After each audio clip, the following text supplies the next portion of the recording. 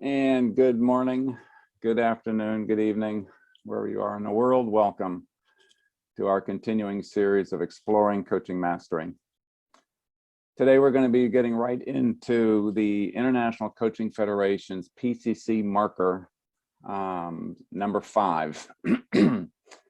And PCC Marker number 5, let me just turn that on for us.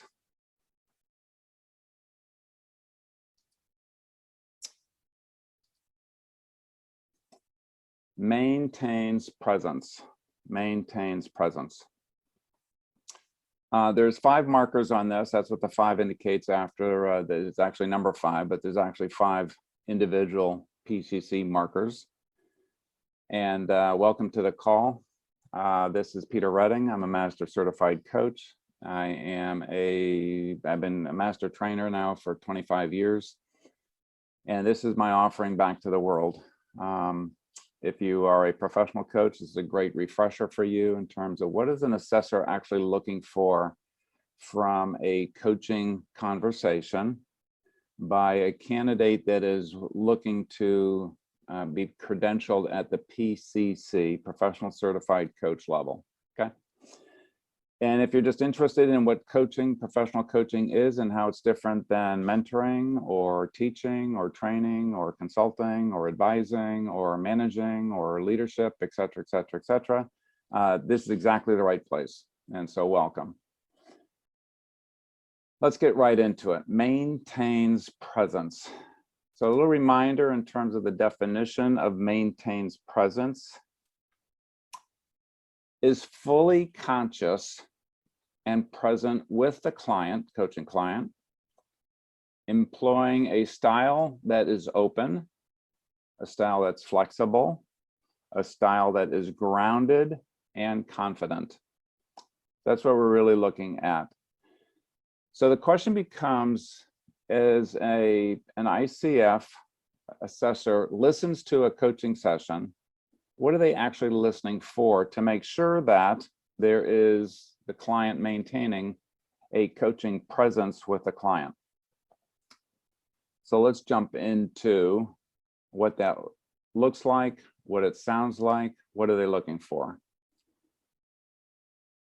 The first of the 5 markers, 5.1, coach acts in response to the whole person of the client. So what does that mean? The whole person and the who.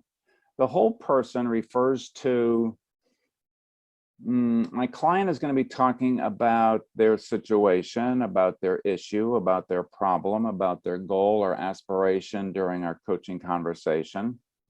Their prerogative, and we'll get to that actually in 5.2, which we talk about the what of what they're talking about.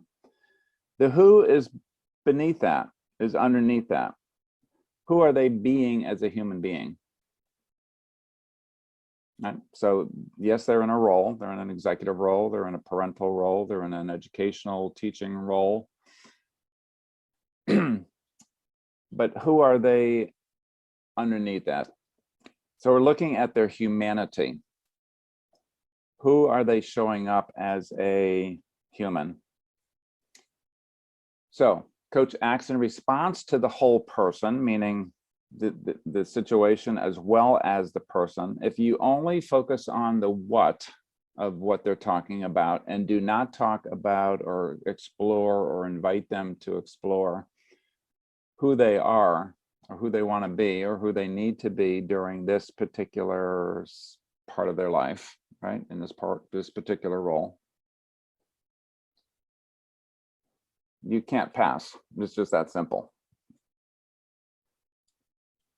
On a broader scale, one of the privileges and I think responsibilities that a professional coach has is the development of the human being. Yes, we are supporting them to grow, develop, strengthen their competencies in that particular role of life that they're in right now or stage of life that they're in. And the deeper agenda for professional coaching is supporting the human being that development.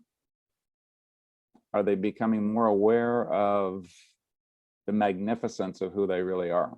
the way I would put it. That's not the way the ICF puts it, but I would, coming from a spiritual standpoint, the innate magnificence, are they in touch with that? That inner core self is another way I refer to this, or not, or to what degree. So what would this sound like? Well, first of all, we got a double up there, all right? So it's not the daily double. But if I get credit as a coach, this is my coaching session that an assessor, ICF assessor, is looking at and listening to. And if I get credit for 5.1, I also get credit back under competency number 2, which is maintains a coaching mindset. Maintains a coaching mindset.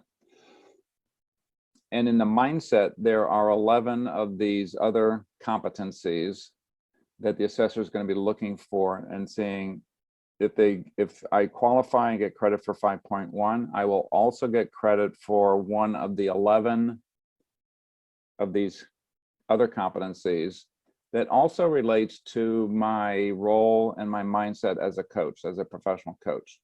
That's what that double means.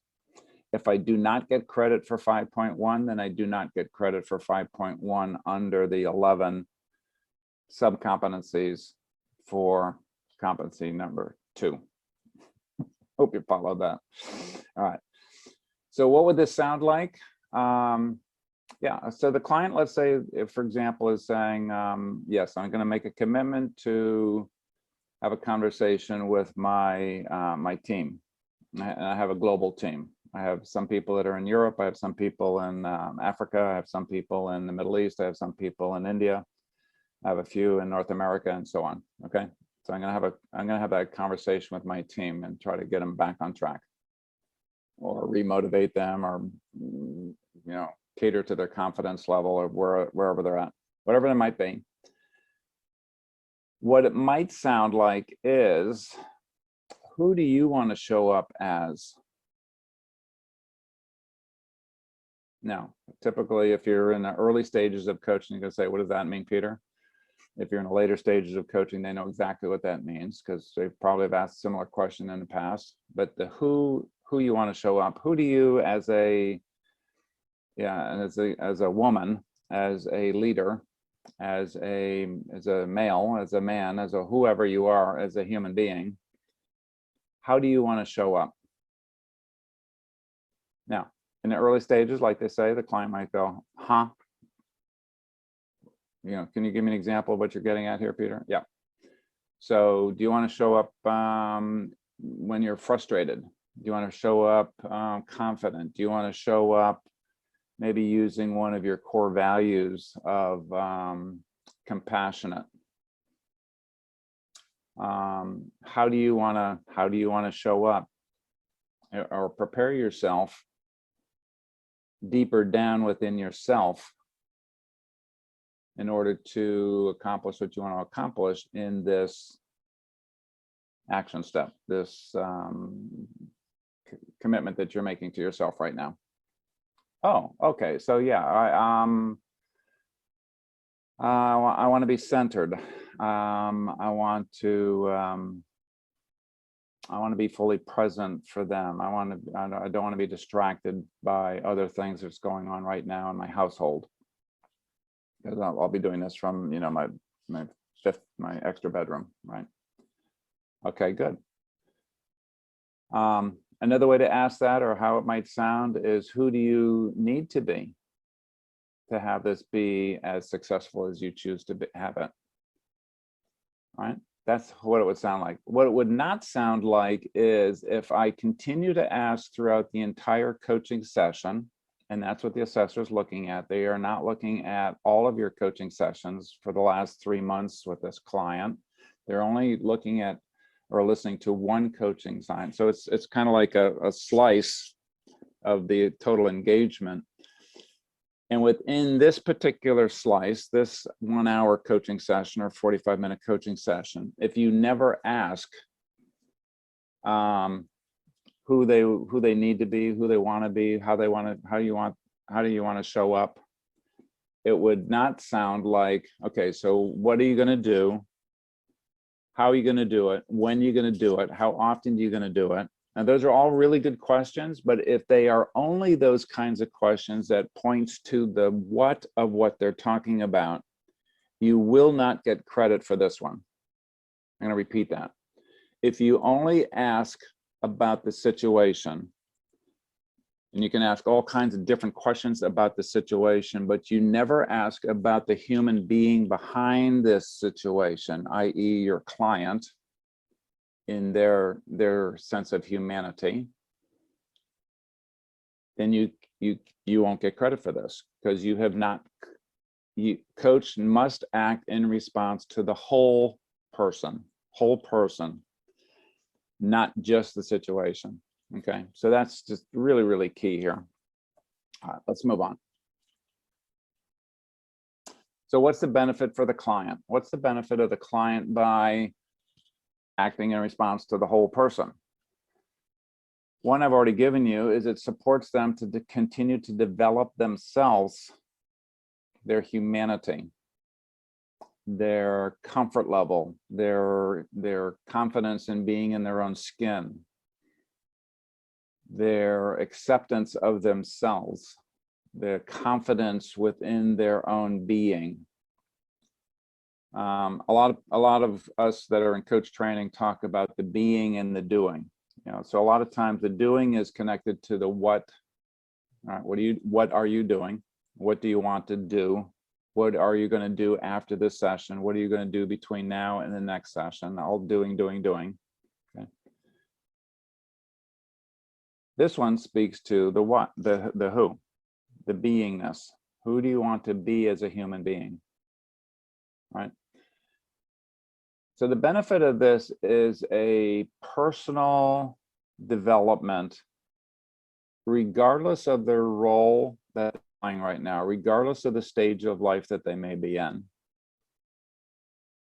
What I like to refer to as personal mastery. Personal Peter Redding mastery, not as a professional coach, not as a trainer, not as a live streaming personality that you're seeing here right now, but deeper down in that, the who-ness of who I am, what I like to say, who God created me to be. Have I forgotten that? Have I ignored that? Have I abused that? Have I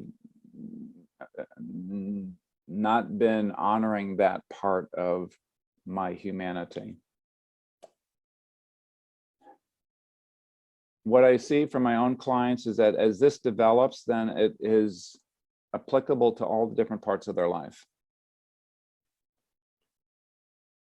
It can apply to them as a parent, as a partner in life with their spouse or their life partner. In the quietness of their own time, when they're alone, they are happy to be with themselves.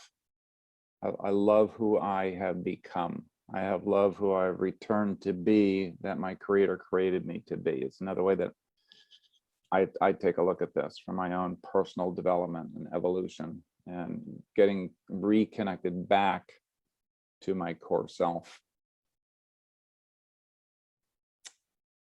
Is there a sense of, wow, thank you, my dear God, however you refer to that, my creator, my spirit,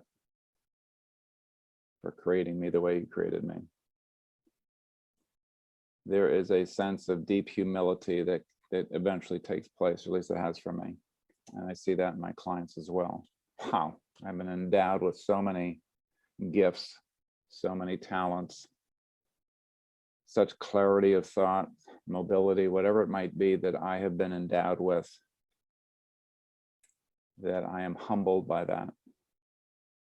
Yeah, so that's the benefit to the client.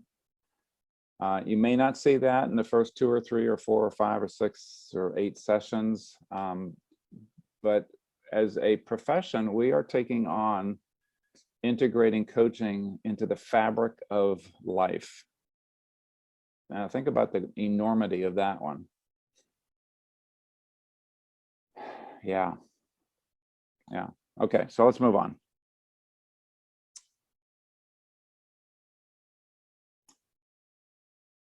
Marker 5.2. It's marker 5.2. Coach acts in response to what the client wants to accomplish throughout this session. And I was just referring to the what. Okay, so this is the what of what they're talking about. What do you want to accomplish in today? If we go back to PCC Marker 3.1, that's basically the question under 3.1 is, what do you want to accomplish in our session today, in this session that we're, in the next 44 minutes right now, okay? So we're acting in response to what the client wants to accomplish throughout this session. What would it sound like is, again, what do you want to accomplish in this session? Starting off right off the bat, 3.1. So if you do 3.1, you're kind of getting at 5.2. And now being responsive to that along the way, checking in. So are you still on track for what you want to accomplish today? Are you still on track for achieving those 2 outcomes that you were looking for at the beginning of our session back when we talked about that, I'm going to say 15 minutes from now, or 15 minutes ago, rather, right? So that's what it might sound like. It's also, in terms of the nuances that the client has shared up front, is to hold that presence, maintain that presence with and for the client.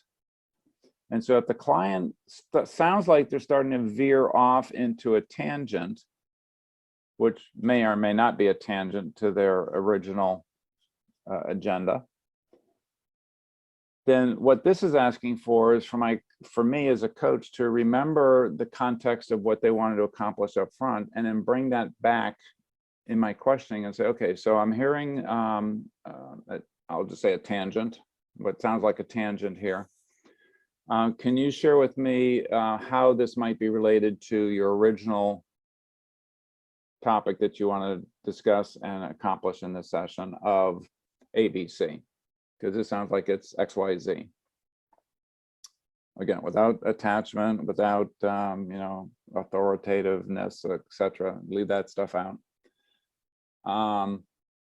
So can you kind of connect the dots for me? Another way that it might sound. And the client goes, oh yeah, no, this is directly connected to this because da da da da da. Okay, great, keep going, keep going. I'm holding the context of what they want to talk about. Now, when I bring that up, and I'm not attached to it being right, by the way, the client might come back and say, oh, yeah, you're right. This is kind of with the new revelation of what we've talked about in the first part of our session today, Peter. There's this has come up, and this maybe even be more important than what I started off with. Okay. Perfectly okay. And I would actually say that. That's what it would sound like. So is this the new agenda then? Do you have a different agenda than the one you started with in terms of what you want to accomplish in our last 15 minutes here? Yeah, I think I do. Okay, great. So what do you want to accomplish around XYZ in the time that we have remaining? Okay. I'm also going to go back to 3.2, 3.3, which is, so what would that look like at the end that you would have that was either tangible or that you don't have now that you'd have then? It's called the measures of success, is a way that it's articulated in 3.2. They would share that.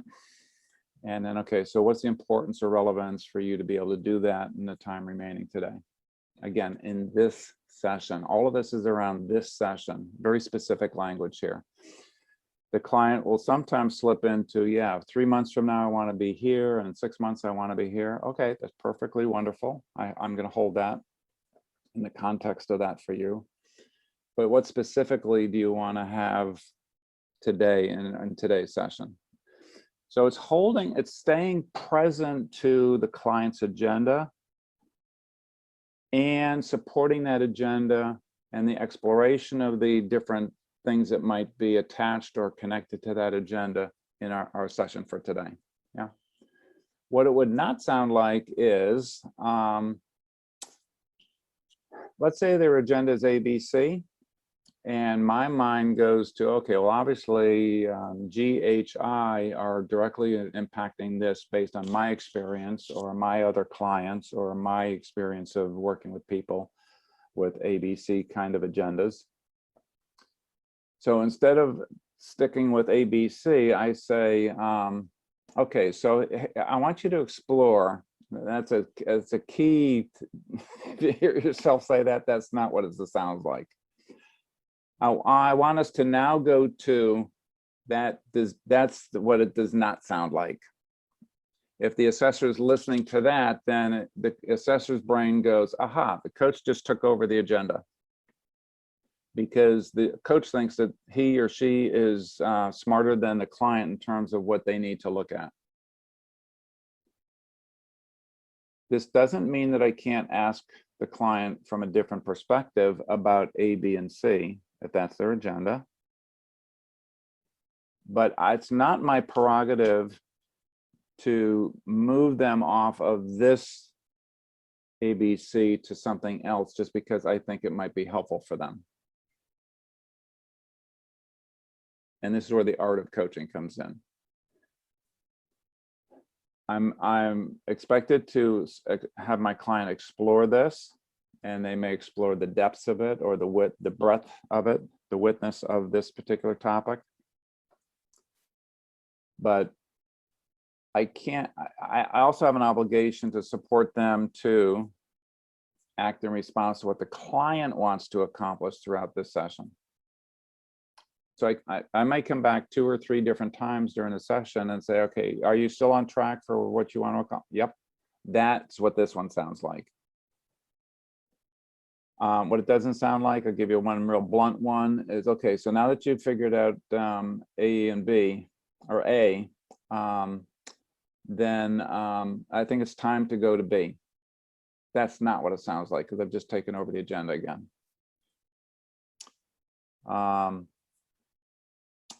I think those are good examples. How does it support the client? What's the benefit to the client? It keeps them on point.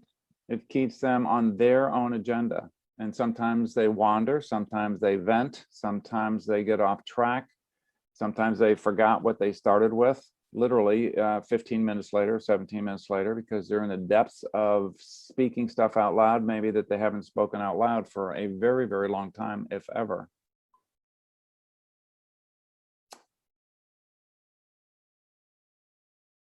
And it doesn't happen every single time, but it happens probably 50% of the time. It's, oh yeah, thank you, coach. Yeah, thanks. Let me come back to my main point here.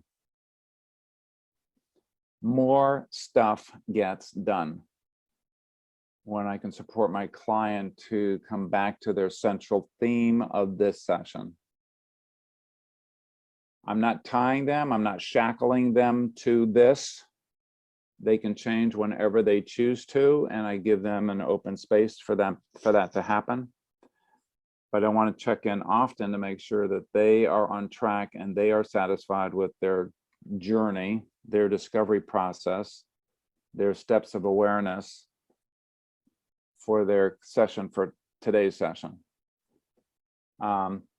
Here's another one that would not sound like, and it does not benefit them, is if I am holding the original agenda that was set in concert with the sponsor. Sponsor wants them to be a better communicator. This session, when I ask what they want to accomplish, it's I need to have a better relationship with my family, my primary family unit. That's what I need to talk about today, and here's what I want to accomplish, A, B, C, about that, around that. So what would this not sound like, or I would not get credit for, is, okay, so I hear that you want to talk about your family, but the sponsors very specifically said that she wanted you to work on your communication skill, competencies of being a better communicator, both one-on-one and within a group, virtual group. Coach has just taken over dictating what the agenda should be and what they want to accomplish. I don't get credit for 5.2. I can't. It's not the client's. This is client-centric work. all of these are around client-centric work. If I take over those decisions about talking about something that I think that would benefit them in their career, and today they want to talk about their family unit,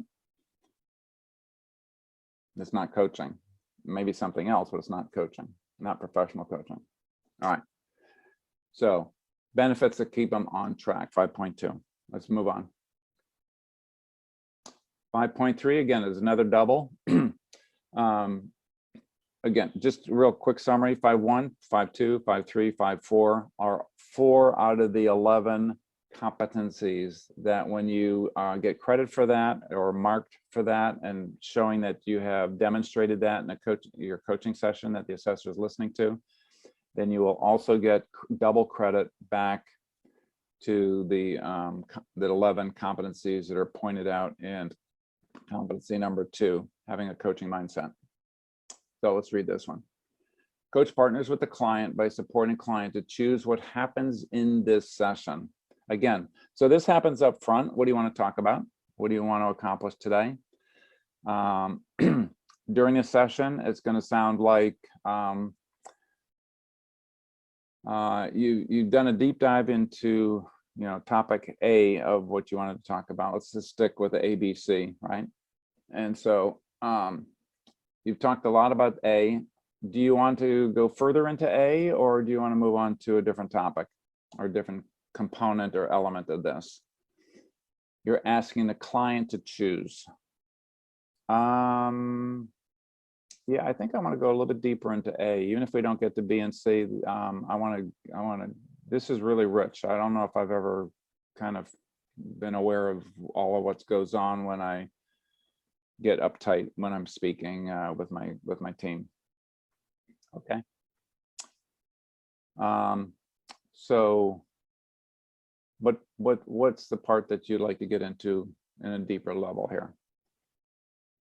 Have them choose. Don't choose for them. Don't say, okay, so I'm sorry, out of the 30 minutes, 10 minutes is passed by for A. We've got another 10 minutes. Why don't we go to B? That's what it does not sound like. And the last 10 minutes, we can check in on C. That's me being the traffic manager of how much time they should spend on each one so that we get through A, B, and C. Not my job. It is my job to ask my client, are you ready to move on to the other components? Or you want to get further into A, is the example I just used. That's what it sounds like. I'm not the traffic director.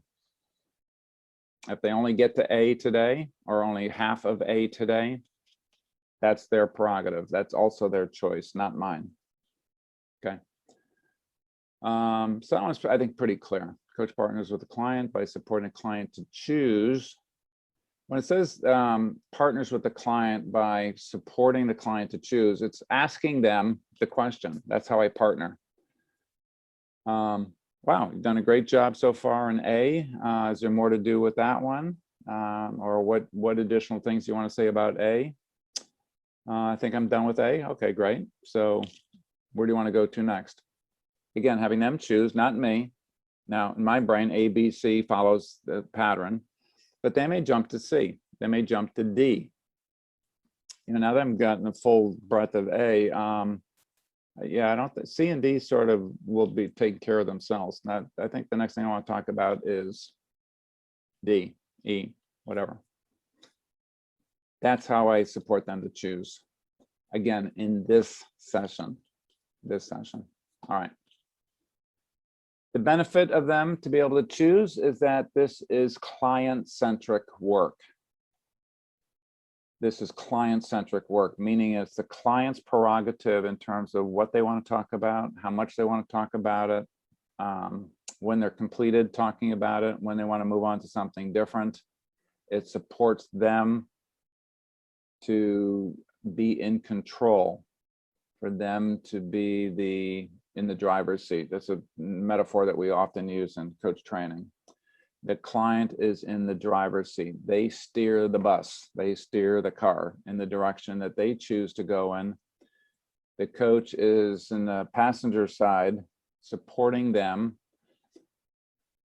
So using that same metaphor, if the client takes a left turn, kind of doesn't seem to be connected to their main topic for today, then I'm going to say, yep, we just took a left, and I'm not sure that I followed the connection between what you were talking about. What's the connection between what you're talking about now and A? That's how I can support them. And it'll say, oh yeah, there's a direct connection here, Peter, because this is directly impacting and I get triggered by this. And so I need to resolve this one. And okay, all right, keep going. You're doing fantastic. Okay, so let's move on.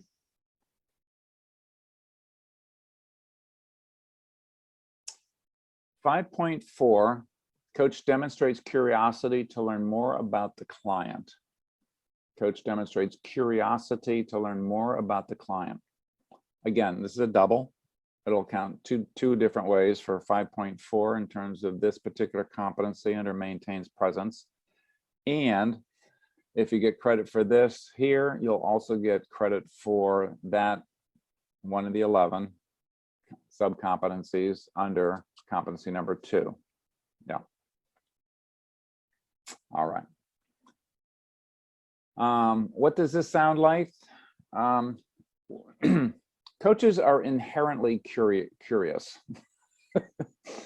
Those of us that are drawn to coaching have been curious about life, have been curious about other people, been curious about motivations, have been curious about what people believe in, how they go about doing their life, how they make decisions, et cetera, et cetera, et cetera, et cetera, right? Now, again, the ICF assessor listening to this particular coaching session, is there curiosity being demonstrated by the coach? Or is the coach just saying, yep, okay, good, keep going, yep, right, good, That's what I call passive listening, passive coaching. You will not get credit for this one. I demonstrate curiosity by digging deeper, asking kind of tangential questions around the topic that's been decided by the client. So what does it sound like? A lot of times coach will just say, you know, I'm really curious. So what's the motivation underneath this? What inspired this?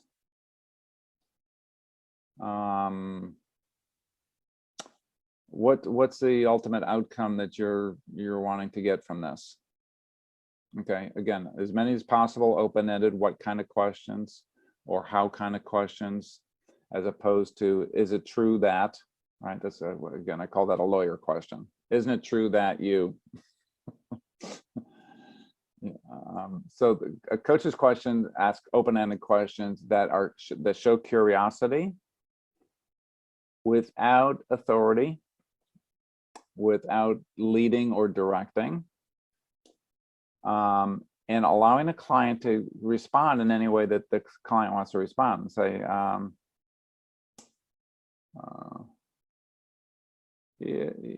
yeah, no, that's not really important that I go deeper with this one, Peter. Okay. So where do you want to go from here? Again, giving them back the choice. It's like giving them back the steering wheel.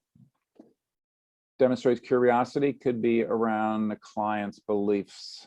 It could be around the client's desired outcomes. It could be around the desired, how they want to show up, again, as a human being. What it does not sound like for this one is, can you share with me the first time that you had issues with a male figure in your life? Sounds like therapy. It sounds like going back in time in terms of, you know, what triggered or what planted this particular seed, paranoia, lack of confidence, lack of trust, lack of something else.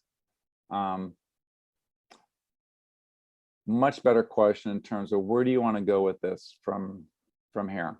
In other words, starting with today, moving forward, as opposed to, you know, the issue of today going backwards. So where do you want to go with this?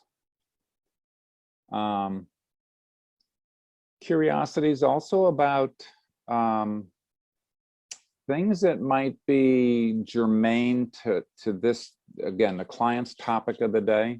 A classic one that I keep remembering is a coach that was, or client rather, that was talking about moving, right? Making a move, a physical move with their company to a different location of the world. I forget if it was within the same country or a different country, it doesn't matter, but that was kind of the topic of the conversation. And I was waiting for the coach to ask questions of curiosity in terms of, you know, so to what degree does the family have an impact on this conversation or this decision? And he never asked that question. Curiosity about, it could be around other parts of the career journey. It could be something about their past experience or what they choose to benefit from this particular move. It was only about kind of like one little narrow facet of moving to another country. I don't remember what the facet was in a moment, but it doesn't matter. But there was little or no curiosity that was being brought by the coach that would ask about that.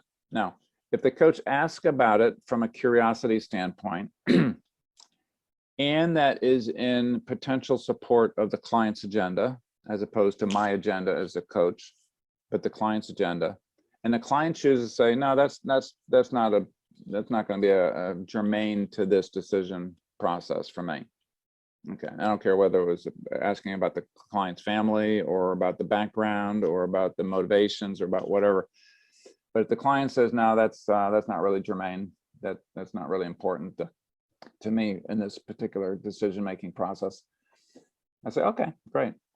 And I might ask from a different angle, again, not beating a drum about that particular one, because that's not right either. That's what it does not sound like. No, I'm pretty sure that the family is going to have a major say in this. Do you have kids in high school? You know, what does your spouse say about this? Are they employed? Are they going to have to take up a new position or new role? Or are you going to live in two different households? I mean, if I continue to beat that drum, that is not what this sounds like. I do not get credit for curiosity because I've just, again, taken over the agenda, and it's my agenda that, you know, having been an expatriate, I might go into my story, or, you know, that's triggered inside of me. You'd better check off these following 6 boxes or you're going to be freaking miserable when you get there, buddy. Not my job as a coach. Now, I can challenge them up to a point, but if they say that's not part of my decision-making process, okay, I hear that, great. So what other aspects are part of your decision-making process? Again, showing curiosity without leading or beating a drum in terms of what's important to you that they should be bringing into this decision. So stay curious with an open mind and an open hand. Don't clinch them around the neck and say, okay, so yep, I'm pretty sure this is going to be germane. Let go of it. It's their agenda. And it should be in service to them. It should be in service to them. All right. So any questions so far on 5.1, 2, 3, 4? Maintains presence, supporting the client's agenda, supporting the client to look on both sides of it, the what and the who of what's going on. Demonstrates curiosity.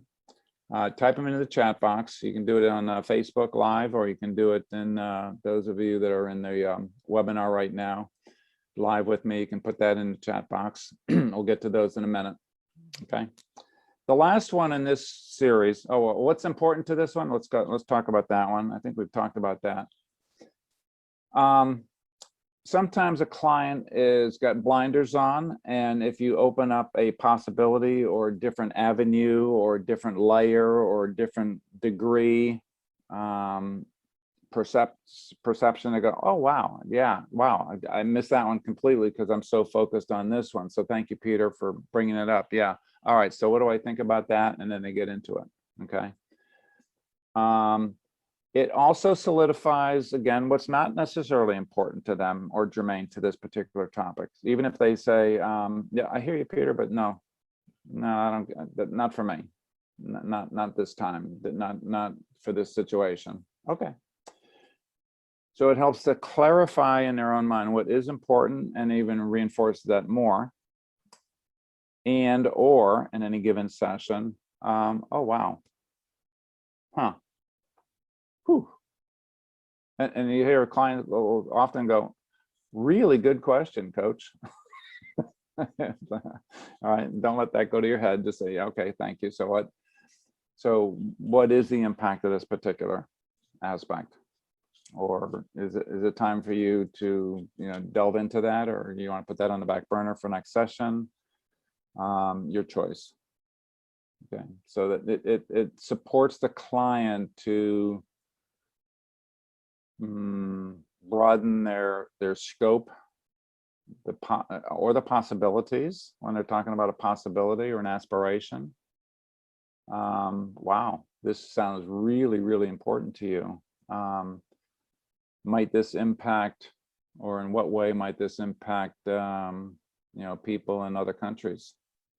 I work with world-changing visionaries, and they're doing stuff that is revolutionary and amazing, all in some form of social benefit, whether it's social justice or social, awareness. How might this also impact people in other parts of the planet or other parts of your own country? So yeah, I love this one. So be curious with the idea in mind. Does this support the client's agenda for today? Yeah. Okay, so I got a question coming in from Anne saying, so what connections, if any, do you see between the skills, attitudes of embodies a coaching mindset and maintains presence? All kinds of them.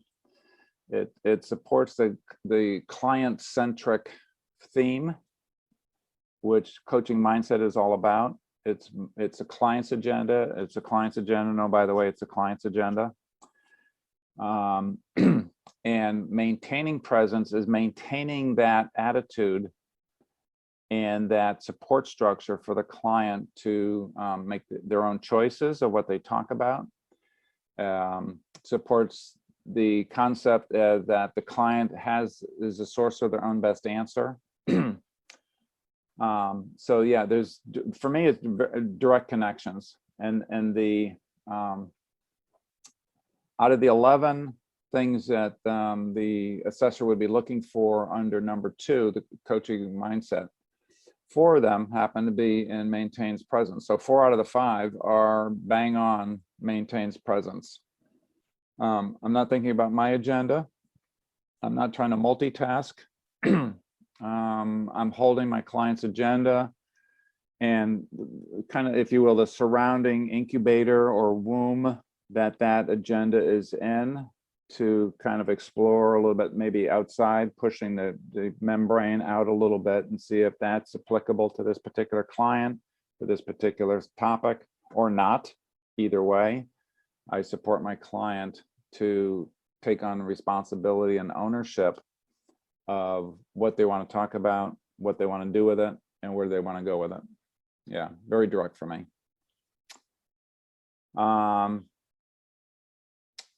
Nalina's got, if there is a contradiction between the client's, the sponsor's agenda and the client's agenda, who should the coach follow? For me, it's absolutely clear and ethical. It's the client. It's the client. It's the client, not the sponsor. That is part of, I think, the job and responsibility that I take on as a professional coach, to make that very clear up front when I'm sitting down. And we highly recommend that you sit down with the client, their employee, and the sponsor, whether that's their immediate boss or HR or L&D, learning and development, human resources, and identify what professional coaching is all about. Because if I don't have that confidentiality and I don't have that client-centric attitude that I'm sitting down with my client each time that I'm getting together with him, her, or they, then it's not professional coaching. It might be training, it might be mentoring, it might be something else, but it's not professional coaching. So that one's real clear for me. Now, I'm getting off tangent here just a little bit, because I do still want that sponsor actively involved in the coaching engagement. And they need to take on the role of observer to see, in this case, I use the example of they want the client to be a better communicator. Okay, one-on-one communicator as well as a virtual team communicator for the work that they're doing. They're the ones that need to make the observations of that on an ongoing basis during the coaching engagement for the next 3 months, 6 months, year, whatever it might be. Is there movement, progress, improvement taking place or not that's visible, observable by the sponsor, the company that's paying for it? But the individual coaching session, which we're talking about here in the PCC Markers, it's only about this one session. This one session might be completely about the client's family and their relationship. We got stress going out with COVID, with all being home-based. The kids are learning from school virtually. I'm trying to do my meetings virtually. My wife is a full-time professional. She's trying to do it, from home, and home wasn't built for this. And now it's going into 18 months worth of this, and it's like we're all going nuts.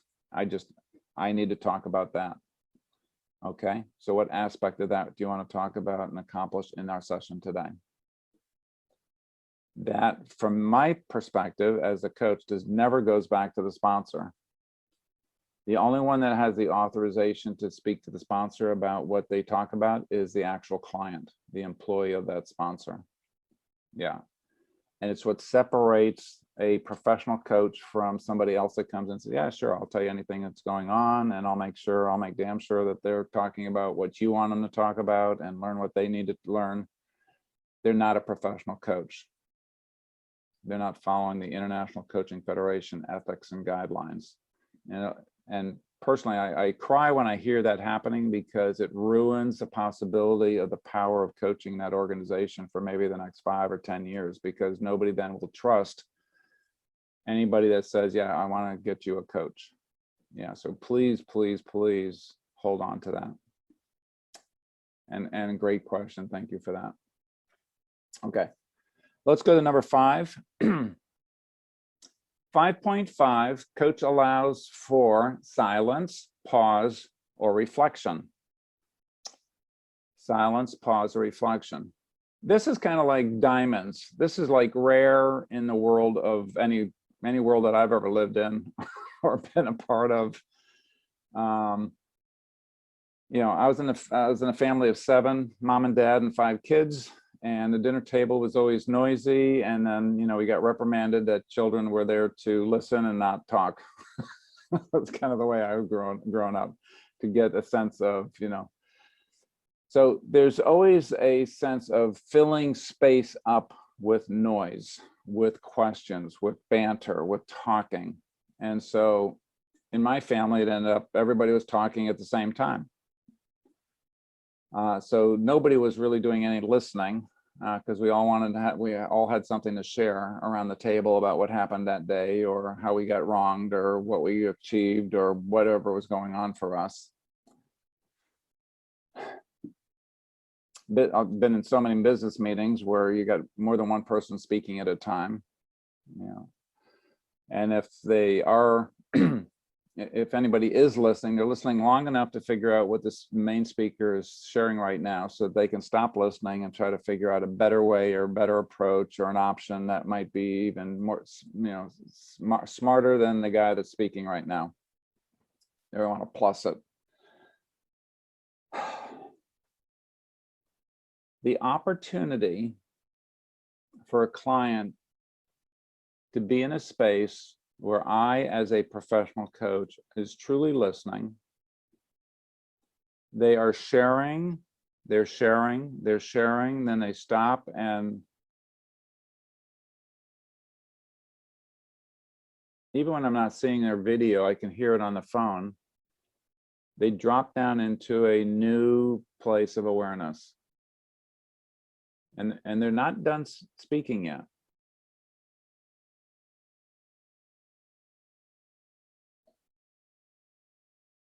What this does not sound like is for me to interrupt them in mid-thought.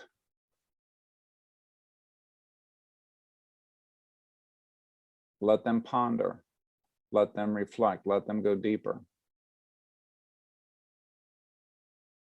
For a lot of young coaches, this may be one of the hardest things that they have to do, because, you know, they have so much they have to do, and, you know, I want the client to get what they came to get, and, you know, we've only got 17 minutes left, and the client there is pondering. Okay, so basically what goes on inside the head of a young coach is, sorry, no time for pondering here. We got to get an action step in place before we leave. That's what it does not sound like. What it sounds like is there are several pauses that takes place and allowing the client to finish sharing, finish their thought. Maybe just take a deep breath so they can continue to go deeper into the thought that they're currently talking about. And this is like gold.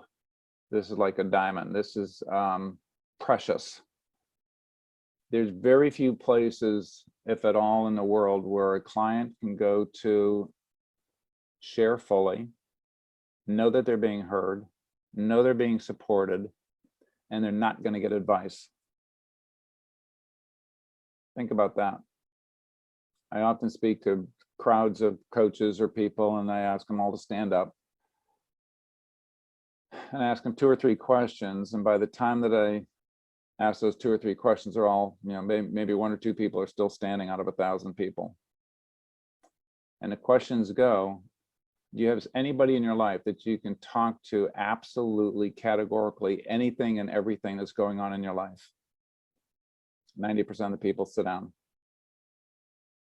The ones that are still standing up, I say, okay, so when you're sharing anything or everything that's going on in your life, I'm talking about sex, I'm talking about crisis of consciousness, dark night of the soul, things that are deeply personal and inside of you that you're overwhelmed by.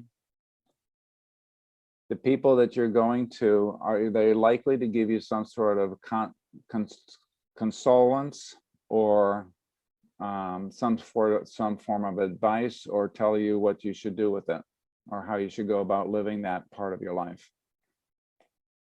And again, 90% of the 10% that are still standing sit down, because they know that if they take it to, you know, a sibling, they're going to get advice. They know if they go to a relative, they'll probably get advice. They go to their confidants at, you know, from B school, they're for sure going to get advice on how to handle that situation. My point here is that this is an incredibly rare commodity, and it's one of the major gifts and responsibilities that I have as a professional coach, to support my client through pausing. I much prefer my client coming back and say, Peter, you still there? yeah, 100%. And that's all I say, by the way. And then the client say, yeah, okay, so I think I'm done with that. Okay, good. And now time for me to ask a new question or make an observation, again, without attachment. And again, allow them to go deeper into their own psyche, into their own consciousness. You often heard it with professional coachings that we take the unconscious or subconscious and bring it up, raise the level of awareness with a client. This is one of the skills that we use. If the assessor during this coaching session keeps seeing the client being interrupted by the coach, before they're finished speaking, they chop off the end of their sentence because the coach, yeah, I know what you're going to say here, so let me just get to the next question. That's what it does not sound like. If there's no space in between the time that a client speaks and the coach asks the next question, you don't get credit for this because you haven't allowed the silence to penetrate, permeate what the client's going on in their own mind.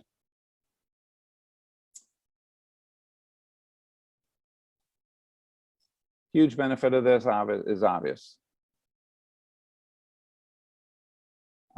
A lot of people around the world has been doing meditating for thousands of years. This is kind of that meditative moment that's built into coaching. Again, client-centric.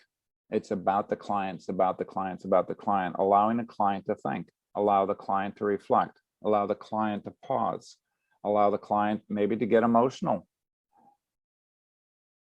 Feel the feelings of that loss, that realization. What have I done with the first 60 years of my life? I've been miserable doing what everybody else wanted me to do. Whew. Do not interrupt that. Allow the client to feel, allow the client to get in touch with the significance of that silent moment.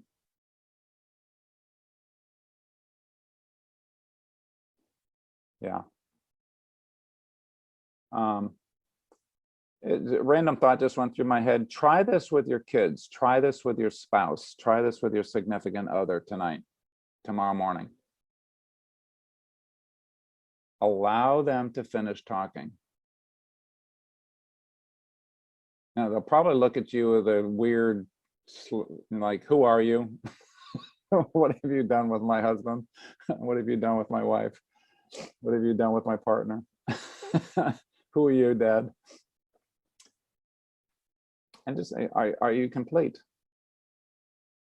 Yeah, I'm really curious. I'm really interested in what you're going through right now. Yeah, huge benefit. I've seen clients, I hear literally thousands of coaching sessions over the last 25 years through our certification program. And I've seen clients, the same client from first month to the second month to the third month, grow in leaps and bounds by a coach that is supporting them to do their work, do that reflection, hold the silence, this what I call sacred space, the sacred silence for that client to do their work and come to new levels of awareness that then brings new levels of commitments on, I want to change my life. I need to change my life. And this is the way I want to do it. It's beautiful work. It's just beautiful work. All right. So let's go to, again, definition of maintains presence is fully conscious and present with the client, employing a style that is open, flexible, grounded, and confident. We haven't talked a lot about the confident piece of it, so I'm going to just share a few seconds around that. The confident level is, I know the client has their own best answer. I know that they can make their own best choice. And I want to support them to do that. And I do that by maintaining presence. And that is, supporting them to get into the who, the what of what they want to talk about in the session. They make the choice. Are we on track for what you want to accomplish? Ask that 3 or 4 or 5 times.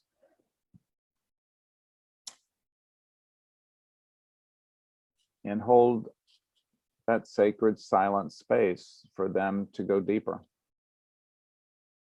Yeah.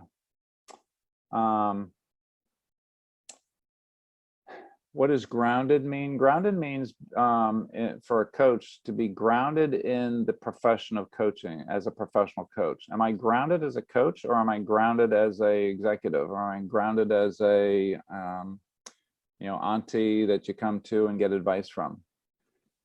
So I want to be grounded in my client's resourcefulness, my client's innate wisdom to guide them in terms of how they are going to be best served. And I'm confident in knowing that that's the truth. So that's the grounded part that Anna's grounded question mark. Yeah. And that brings us bang on to the top of the hour. Love being with you this week. Next week, we go on and talk about the ICF PCC marker listens actively. There's 7 markers in that one. It's going to be packed with content. Would love to have you come back and join me for that one next week, same time, same station. With that, it's Peter Redding saying God bless, namaste, keep being a professional coach.